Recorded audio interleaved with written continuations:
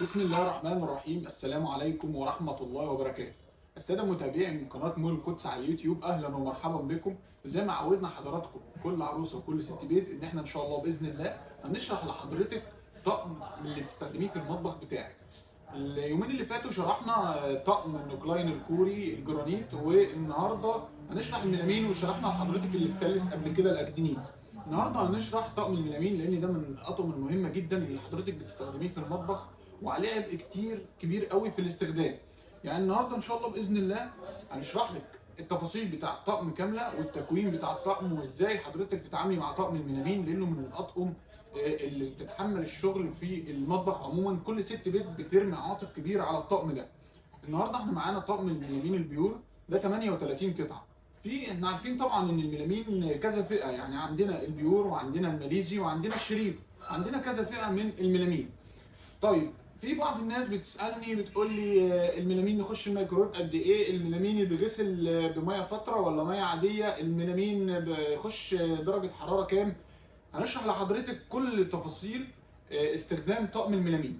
النهارده هنشرح لك التكوين بتاع طقم الميلامين. والميلامين عندنا منه المدور والمربع، وعندنا اشكال كتيره من الميلامين. يعني حضرتك في ميلامين ميكس زي اللي حضرتك شايفاه كده، وعندنا منه الخشابي زي ما حضراتكم شايفين، وعندنا منه المنقوش.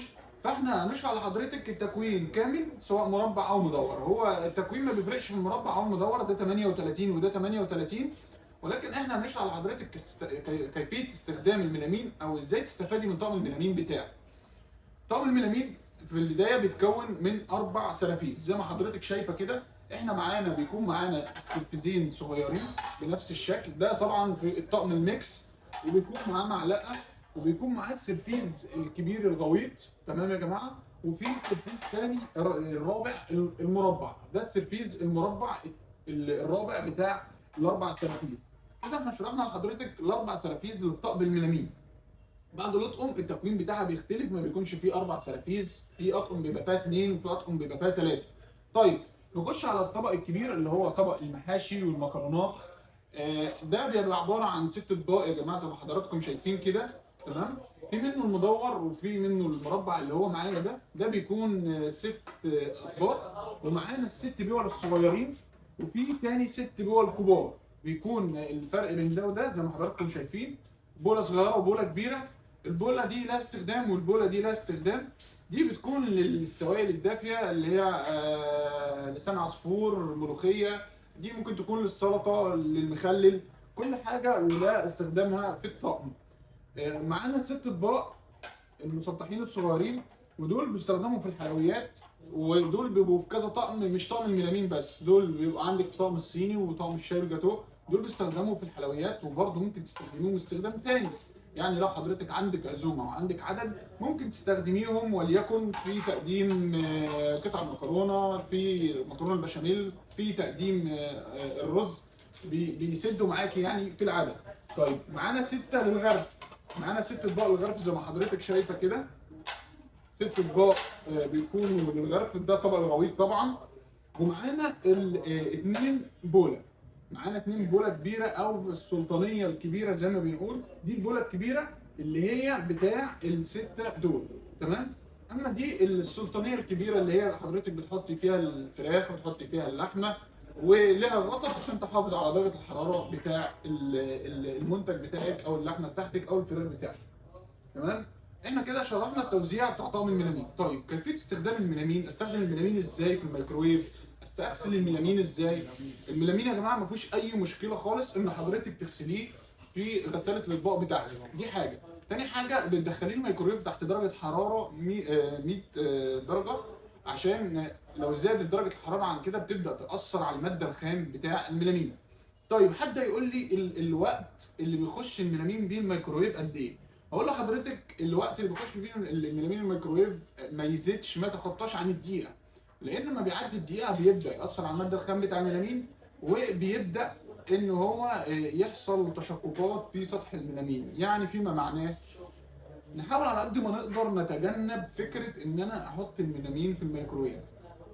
انت بتحطيه في، لو حضرتك هتسخني حاجه عارفه ان الحاجه دي مش هتاخد الدقيقه وربع او الدقيقه في الميكروويف، بحيث ان انت حافظي برضو على المنتج بتاعك لان كان جالنا بعض الشكاوى ان الميلامين لما بيقعد اكتر من دقيقه في الميكروويف بيبدا يحصل له تشققات، والماده الخام بتاعته بتبدا تبوظ منك، وغير كده انه بيتفاعل مع الاكل نفسه. فدي في حد ذاتها بتكون حاجه مؤذيه صحيا وضرر على المنتج بتاعك، وترجعي بقى للشركه يقول لك لا حضرتك استخدمتيه غلط، ده عيب استخدام. فاحنا بنحاول على قد ما نقدر نتخطى الموضوع ده خالص ونبعد عن المشكله دي. يعني ايه؟ يعني الميلامين بتاعك لو هتغسليه على المطبخ بتاعك مفيش مانع ان انت تغسليه بالماء الفتره عادي جدا، مفيش اي مشكله. يتغسل في غساله الاطباق برده بماء فتره مفيش اي مشكله. خش الميكرويف اقل من دقيقه برده مفيش اي مشكله. كل الكلام ده كله في استخدام طقم الميلامين بتاعك. وزي ما قلنا عندنا الميلامين 3 انواع، عندنا الميلامين الماليزي، عندنا الميلامين الشريف، عندنا البيور. والبيور ده يا جماعه بيكون الماده الخام بتاعته مستورده من الخارج وهي تركيه، يعني الميلامين ده الماده الخام بتاعته تركي وبيتقفل عندنا هنا في مصر. الميلامين برضه يا جماعه عشان في حد سالنا كتير وبيقول ان هو ضد الكسر، احنا ضد الكسر دي صعبه قوي وما ينفعش نقولها على طقم ميلامين او ايا كان الطقم بتاعنا. في حاجه اسمها ضد الصدمات. يعني ايه ضد الصدمات؟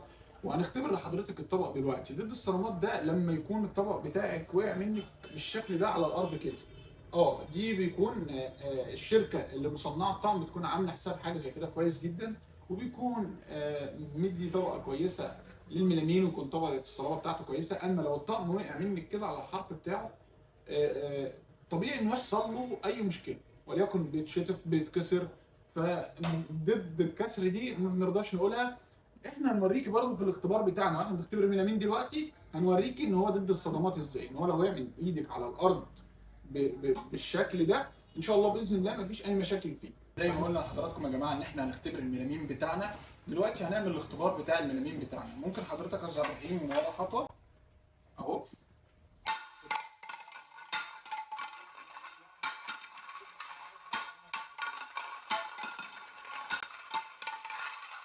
لحضراتكم ان هو ضد الصدمات. ما ينفعش اقول كلمه ضد الكسر دي يا جماعه لانها بتسبب مشاكل.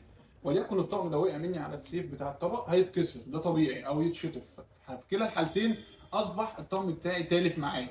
فاما حدثنا كده دي حاجه اسمها ضد الصدمات. والسلام عليكم ورحمه الله وبركاته.